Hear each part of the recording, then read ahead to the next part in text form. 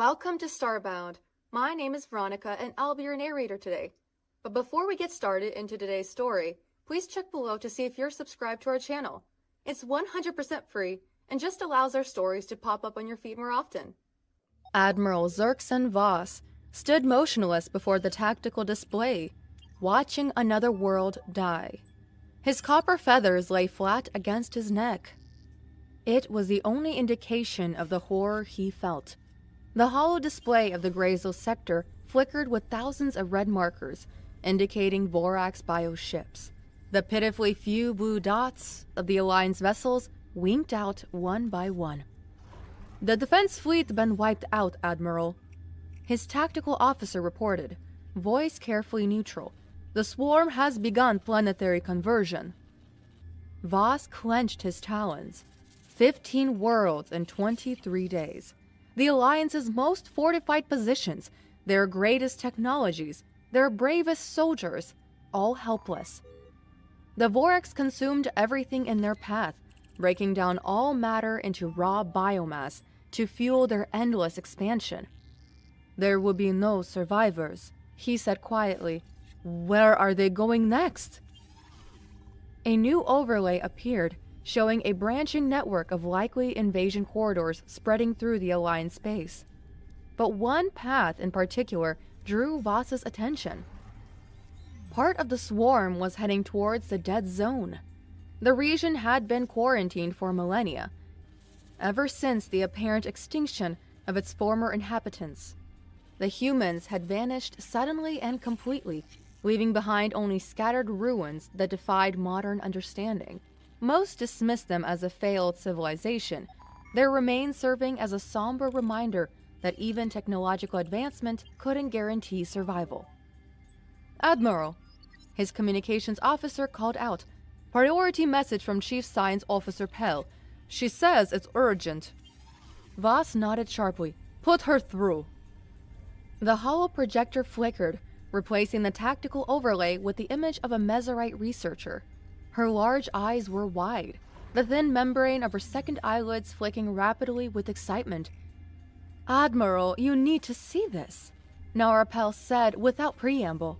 "I've detected unusual energy signatures emanating from deep within the Dead Zone.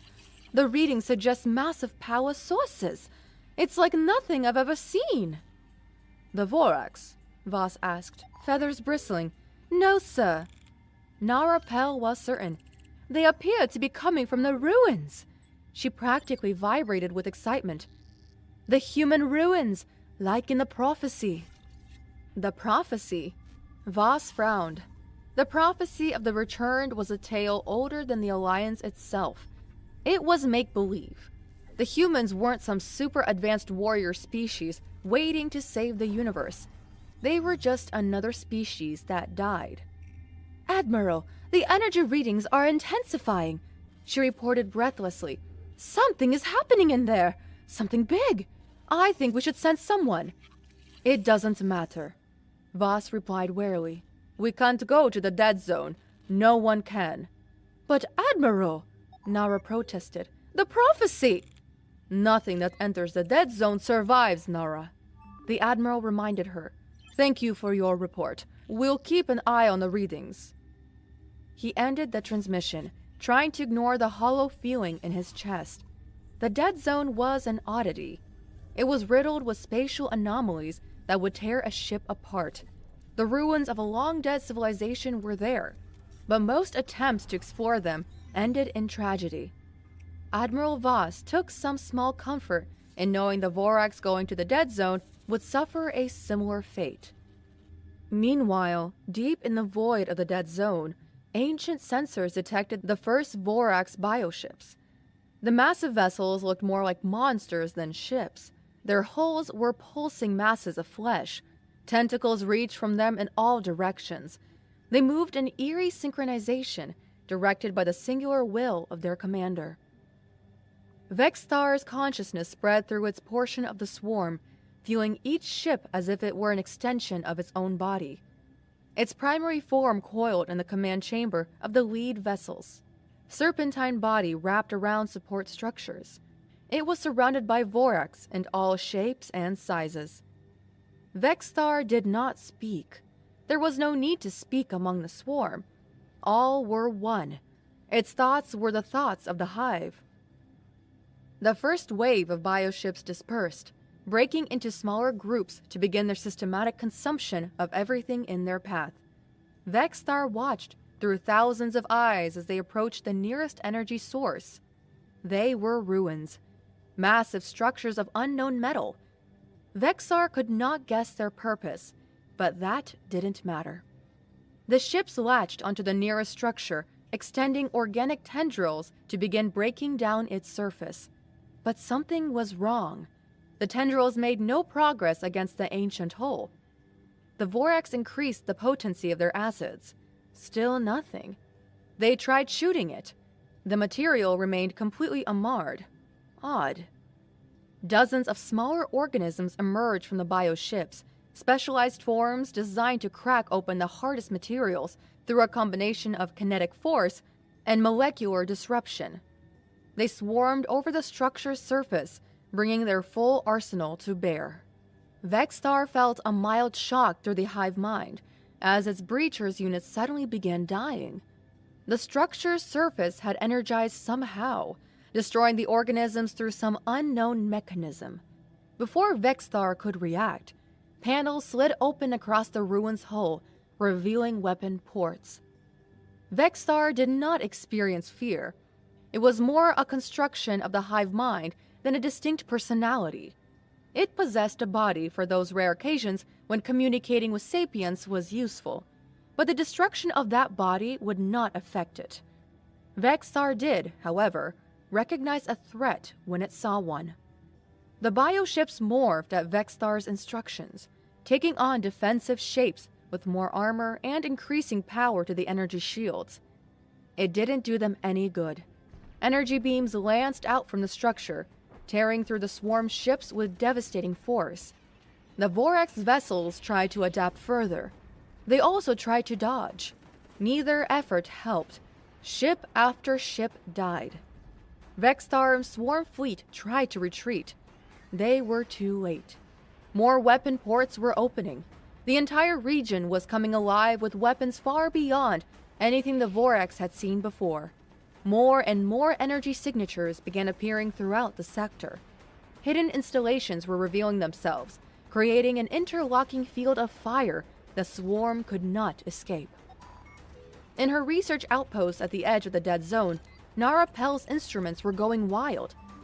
"This is impossible," she muttered, her skin wildly shifting colors as she tried to process the data. "The amount of energy being generated, the level of technology required." Her largest display screen suddenly activated on its own, showing a repeated message in a language she didn't recognize. As she watched, the character shifted and reformed into modern Alliance standards. Activation protocols initiated defense network. Online awakening sequence begun. "By the first stars," Nara whispered. "They're not ruins at all. The prophecy, it's real." Throughout the dead zone, massive structures that had posed as simple remnants of a dead civilization were transforming. Surfaces that had appeared pitted and degraded by time shed their camouflage, revealing pristine hull plates beneath. Weapons of unimaginable power emerged from hidden recesses. And in deep bunkers scattered throughout the region, stasis pods were beginning to cycle up, preparing to wake their long sleeping occupants. Commander Remy Bayard's consciousness returned slowly. His first breath in thousands of years filled his lungs with recycled air that tasted of metal and time. As his eyes adjusted to the dim light of the revival chamber, he felt another mind connect to him through his neural implants. "Status report," he croaked, his voice rough from disuse. A familiar voice spoke from nearby. "The defense grid is up and running. All facilities have begun revival procedures." Bayard turned his head to see Dr. Marcus Williams approaching, the older man's dark skin ashen from stasis, but his eyes bright with awareness. The technical architect of humanity's grand strategy was already fully dressed in modern uniform, his neural links synchronizing with the facility systems. All of us? Bayard asked, accepting a hydration pack from one of the technicians. All of us, Williams confirmed. The threat analysis protocols identified a Category Alpha scenario. Full awakening was authorized automatically. Bayard nodded. They had planned for this, prepared for it, but the reality was still staggering. Across the galaxy, thousands of hidden bunkers were awakening their sleeping occupants. Humanity was returning all at once, emerging from their long hibernation ready for war. He sat up, letting out a breath. So it's time. The cyberphage has returned. No, actually. Williams ran a hand over his dreadlocks. No. Bayard frowned. Well, if it's not them, what the hell are we doing with? We're still compiling data, Williams told him. But from what I've gathered, so far it's a swarm of sapient fungus. Something called a Vorax swarm. Fungus? Bayard frowned harder. You woke us up to fight mushroom people? Mushroom people. A female voice confirmed. Lieutenant Mia Rodriguez strode into the chamber. She was short, with pale skin and dark hair done up in a neat bun. That's underselling it, though. They're some kind of hyper-advanced hive mind, and they're killing and assimilating everything they can find. She paused. All primary command staff will be fully revived within 6 hours, by the way. Mushroom people, the commander muttered. Then he straightened. Coordinate with the defense networks. I want a full tactical assessment of these. Vorax, sir, Rodriguez provided. I want a full tactical assessment of the Vorax, Bayard said gratefully. If these things are bad enough to throw away thousands of years of prep against a cyberphage, we're gonna have a lot of work to do. In his command center aboard the Alliance flagship, Admiral Voss stared at the tactical displays in disbelief. The dead zone was lighting up with more power signatures than he'd ever seen in one region of space. The sensor readings suggested technological capabilities far beyond current Alliance standards. Sir, his tactical officer reported, we're detecting similar energy signatures appearing throughout the Alliance space. They appear to be some kind of coordinated activation sequence. Show me, Voss ordered. The main display shifted to a galactic view. Points of light began appearing. Hundreds, then thousands, then tens of thousands. Installations revealed themselves all across known space. They were everywhere, Voss whispered, his feathers rising in shock. They were everywhere and we didn't even know. He turned to his tactical officer. Who are they? Unknown, sir, said the tactical officer. Lieutenant Jom's feathers rustled with something between fear and hope. But it started shortly after the swarm entered the dead zone. His console beeped. Jom looked up uncertainly. Sir, we're receiving a transmission. I can't trace the origin. On screen, ordered the Admiral. A creature appeared. A two-armed biped, but alien. The creature's sharp features and intense gaze made Admiral Voss's feathers prickle. When he spoke, his voice carried the weight of ages. Admiral Voss, my name is Remy Bayard. I am the Supreme Commander of humanity's final contingency force. I thank you for accepting this communication. We have much to discuss. Humanity? Oh, by the stars! Bayard was a human. The precursor species from the dead zone, the ones from the prophecy. Voss studied the human commander carefully. The humans disappeared thousands of years ago. Have you really been hiding all this time? Sleeping, really, Bayard replied. Most of humanity went home after we stopped the cyberphage, but a third of us stayed behind, set ourselves up as contingency in case they came back. The cyberphage, Voss frowned. I have never heard of such a thing. That's a good thing, Bayard assured him. He shrugged. The cyberphage was what we were waiting for, but had protocols in place to wake us if some other galaxy-ending threat arrived. So you are what? Voss raised one feathered brow. Secret protectors. More or less. Bayard shrugged. Tell me about the Vorax. We don't know much, Voss admitted. 23 days ago, a great fleet appeared in our space. They told us they were the Vorax, and politely asked us for a list of all of our habitable worlds. I'm guessing you didn't give them one, said Bayard. We asked them what they wanted it for, said Voss. They said they were going to eat us. Things sort of, escalated from there. Voss scowled. We hit them with everything we have. None of it worked. What else can you tell me? Bayard prompted. There's some kind of fungus, Voss told him, but with technology, they can shape-shift their drones and their ships, and they're highly adaptable. We managed to kill a couple, but the Vorax just reabsorbed them and spat out new ships. They've taken 15 of our worlds, absorbed all the biomass, and converted it into more fleets. He shook his head. It's not just us either. The Joran Ascendancy and the Tolson Empire are being hit just as hard. Damn, Bayard smiled grimly. Well, I guess that's worth waking up for. Vexar's physical form coiled around the flesh spikes of its command chamber, every part of it being focused on analyzing the latest battle data. The hive mind processed thousands of simultaneous inputs, searching for any weakness in the human defenses. Its latest attack force began to change, their organic whole splitting and reforming into chaotic, unpredictable ways. Ships merged and separated, combined their mass into new forms, trying configurations that had never been attempted before. The hive mind strained to coordinate such complex mutations, but Vexar drove them onward. The human ships didn't bother to adjust. Their weapons blasted the Vorax apart, no matter what form the bioships took. Vexar tried again, but each new strategy failed before it could fully form.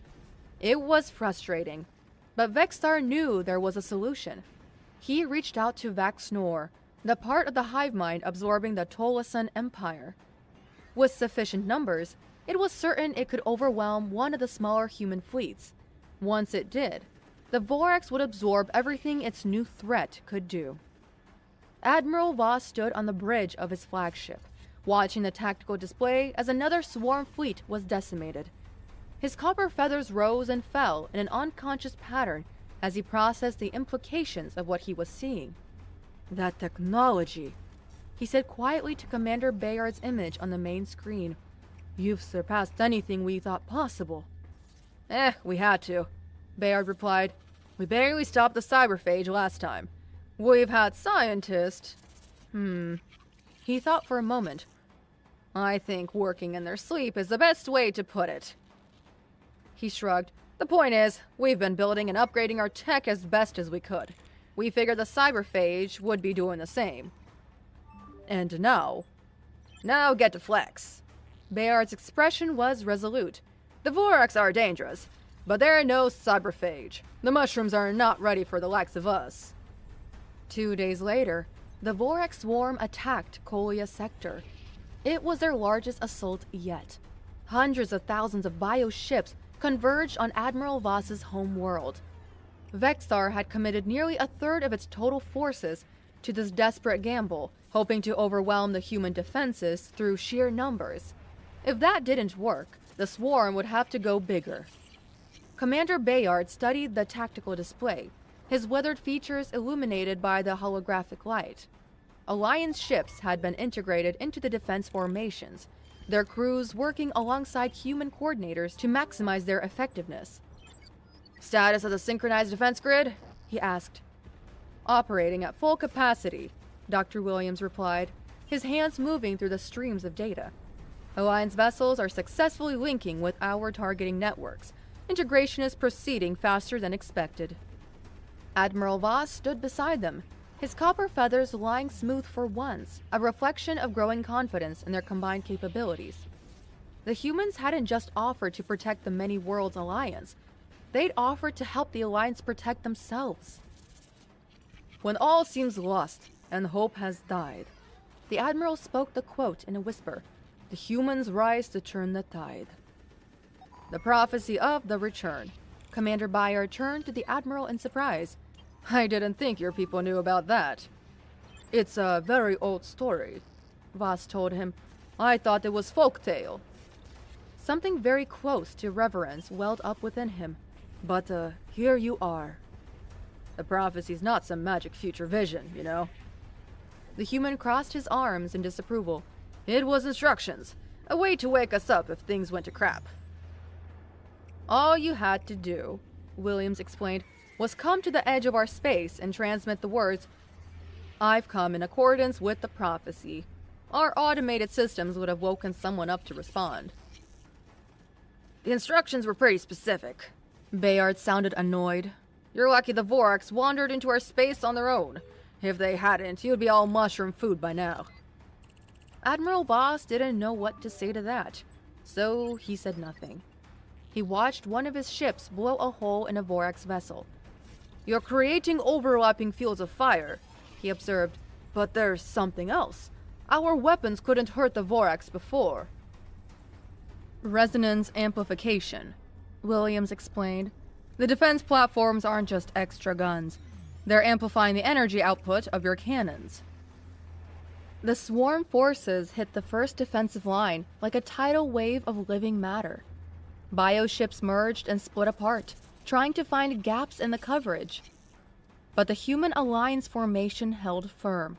Their synchronized weapons fire creating interlocking patterns of destruction. The amplified alliance guns weren't as powerful as human weapons, but they finally packed enough punch to take out a Vorax.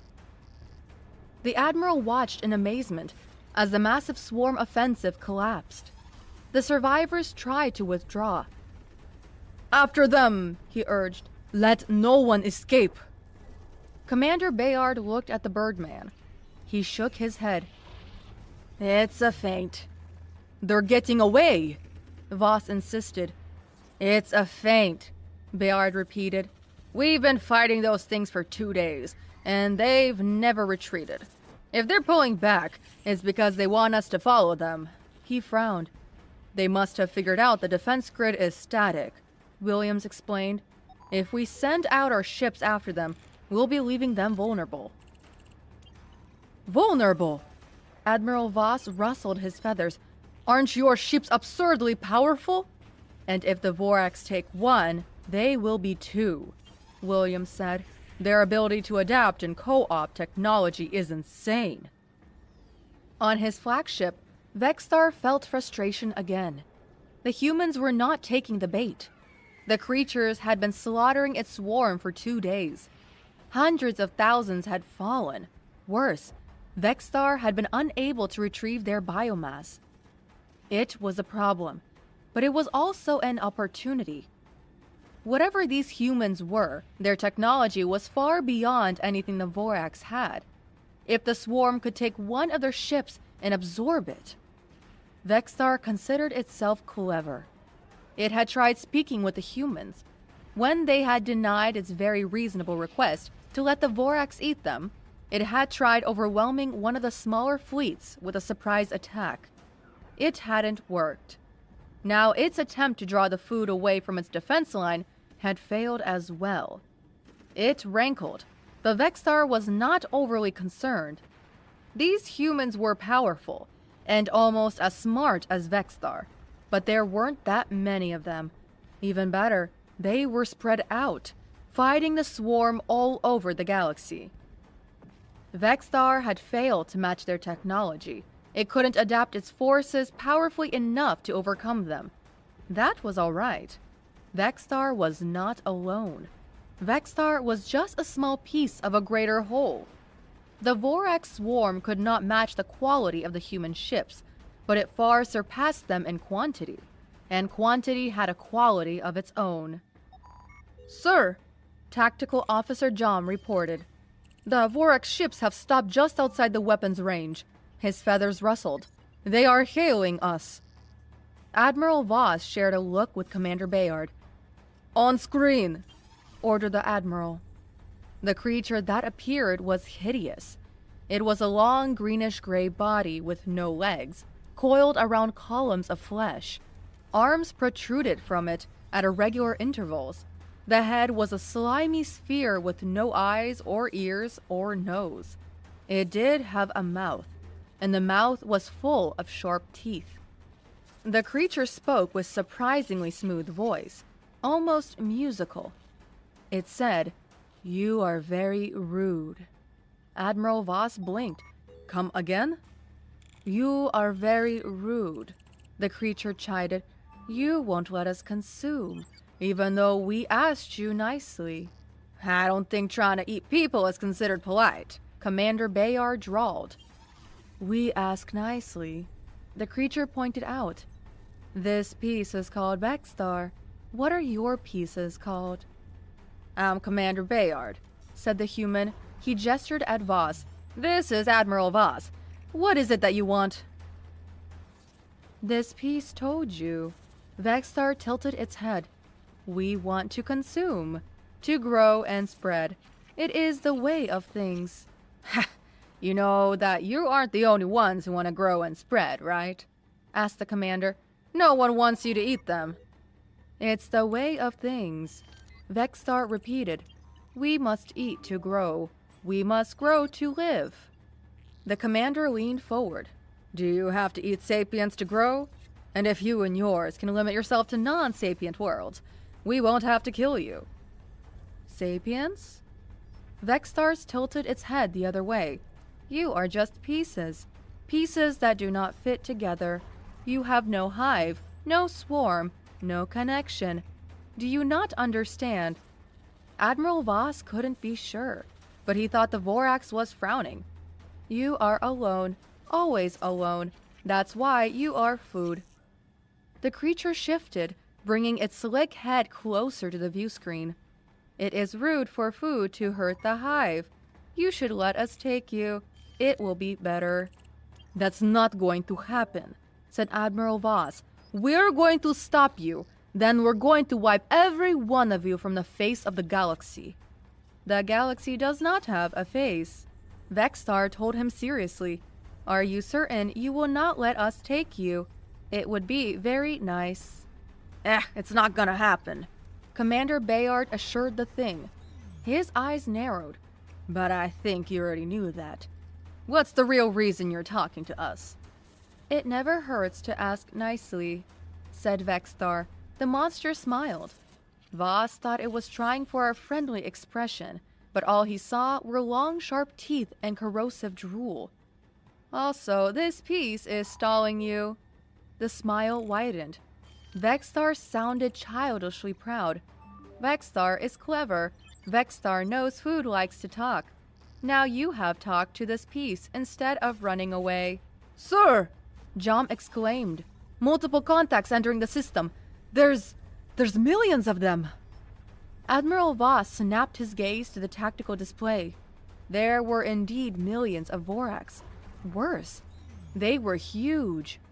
Swarm ships had fused together, forming masses of flesh that outsized some moons. In every sector with Alliance or human forces, a similar force appeared. "We will consume you now," Vexstar said happily. "This piece looks forward to adding your power to the swarm." The creature waved enthusiastically. "Have a nice being eaten." The transmission ended. The Vorax opened fire.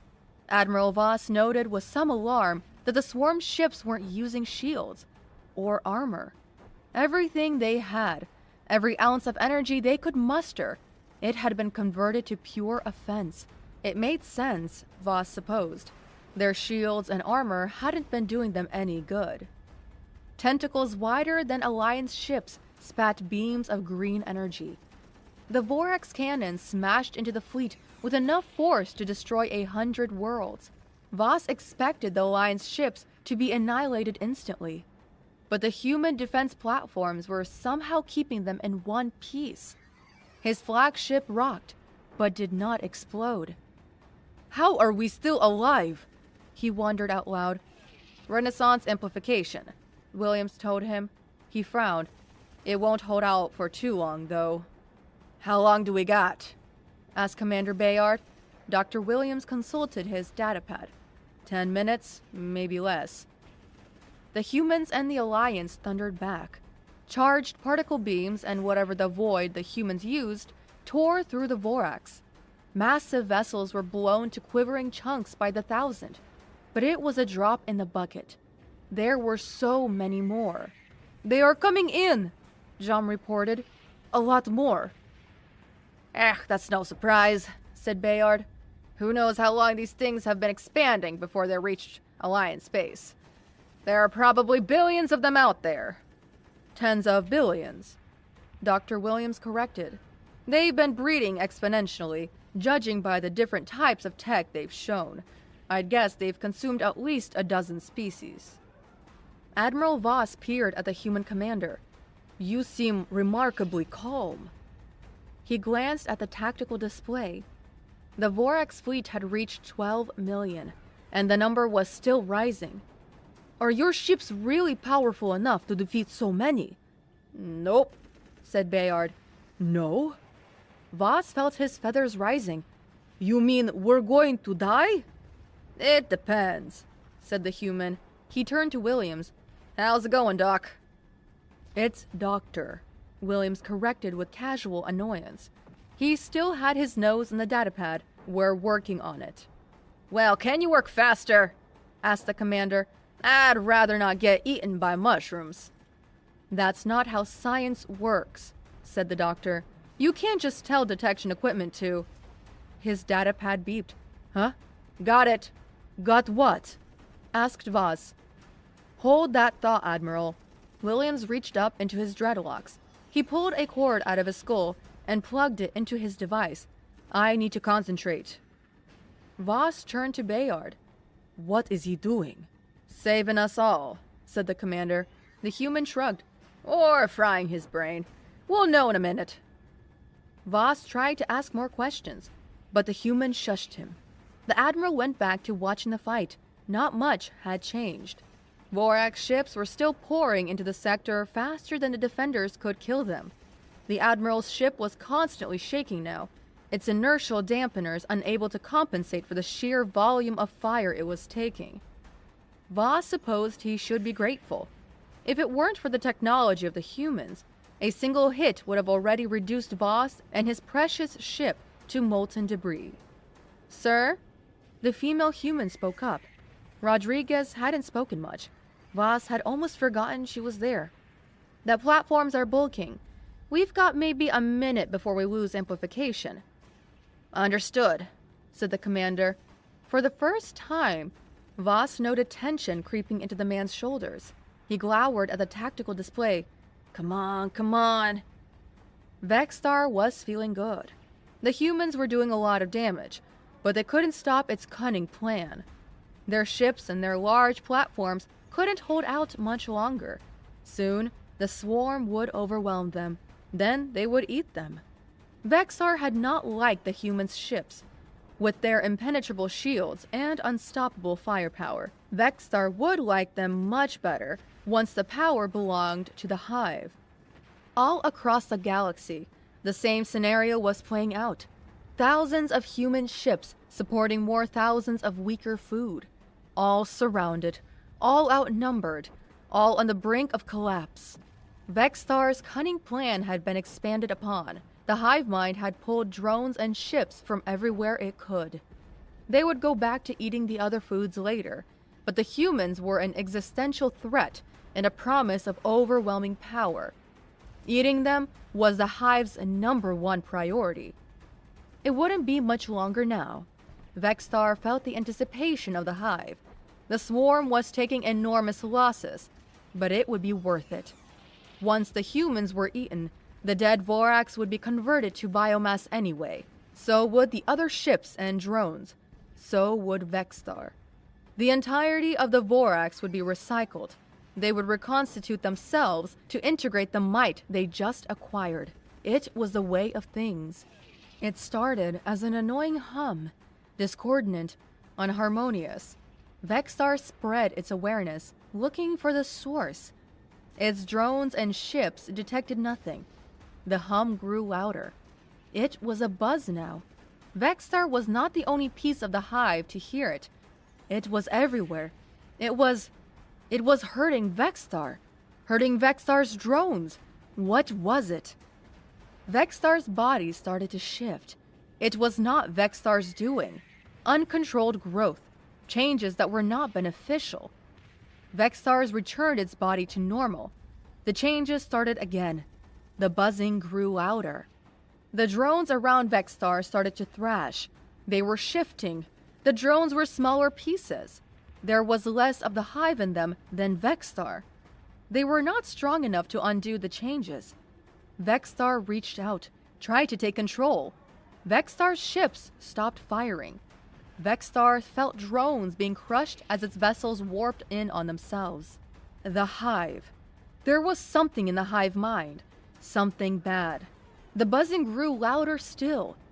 It was a roar now. For the first time, Vexar felt fear. Its own existence didn't matter. Its drones and ships didn't matter. The hive did matter, and the hive itself was under attack. Vexar panicked. It reached out, desperate to save the hive mind. The other large pieces reached out with it. The roaring did not stop. "They've stopped shooting." Admiral Voss stared at the tactical display. His flagship still pulsed with the firing cannons, but everything else had gone quiet. There were no more Vorax pouring into the system. The ones that were there had stopped moving. No, they hadn't stopped. They were shaking? Shifting? What in the first stars is going on? Voss wondered. Bayard glanced at Dr. Williams. The doctor was motionless, still plugged into his datapad. Bayard spoke softly. "It's the hive mind. We're killing it." "You're what?" Voss stared at the man. "How?" "I'm gonna be honest, Admiral." Commander Bayard shrugged. "I don't know enough science to explain the whole thing." His gaze found the doctor again, expression worried. "We knew the Vorax would outnumber us, and we figured out pretty quick they couldn't be reasoned with. They see everything that's not them as food." The human was silent for a moment, watching Vorax ships writhing on the tactical display. "We figured the hive mind was the key. Our scientists can connect to a sort of hive mind of their own. It's how they were able to keep updating our tech while we hibernated. Williams figured we could connect to the Vorax once they found the psionic." He frowned. "Frequency, I guess." He shook his head. "Doesn't matter. The point is, we needed to analyze the things and find a way to connect. Now that's done. And our eggheads are collaborating with our AI to take over the Vorax. We're making them mutate themselves to death." "You're making them..." Voss watched as the Vorax ships started to rupture. "All of them? You're wiping out the whole species at once?" Voss felt his feathers fluff up as a thrill of hope shot through him. A small part of him pointed out that genocide was a bad thing. Voss told that part to go eat rocks. The Vorax were trying to eat Voss and everyone he'd ever known. He'd be damned if he felt sorry for them. "Pretty much." The human shrugged again. "Well, like I said, we figured we'd be outnumbered. Even if we could beat them in a straight-up fight, we'd have to spend years or decades hunting them all down." Commander Bayard swished his gaze between Dr. Williams and the tactical display. The ships were dying now. Millions and millions of moon-sized masses were falling apart. Dr. Williams was sweating. His face was still blank, but his whole body was clenched with effort. The process took another several minutes. Eventually, Dr. Williams opened his eyes. "It's done," he said. He removed the plug from his device. The cord retracted into the back of his head. Every Vorax that was connected to the hive mind is dead. "Good work," said Commander Bayard. He eyed the doctor with concern. "Any casualties?" "Some," Williams admitted, "but most will recover." He took in a deep breath. Some of the tension leaked out of his body. "That's not something I'd want to try again, though." "I hear ya." Bayard clapped a hand on the man's shoulder. Then he turned back to Admiral Voss. "All right, we've killed the active Vorax, but that doesn't mean more can't grow. We're gonna give you guys some tech to find and deal with the rest." "Thank you," said Voss. Then he clacked his beak in surprise. "Wait, you're not going to stay?" "Nope. said Bayard. The final contingency force exits to counter the cyberphage. This whole mushroom thing was more of a side venture. He yawned. We're gonna go back to bed.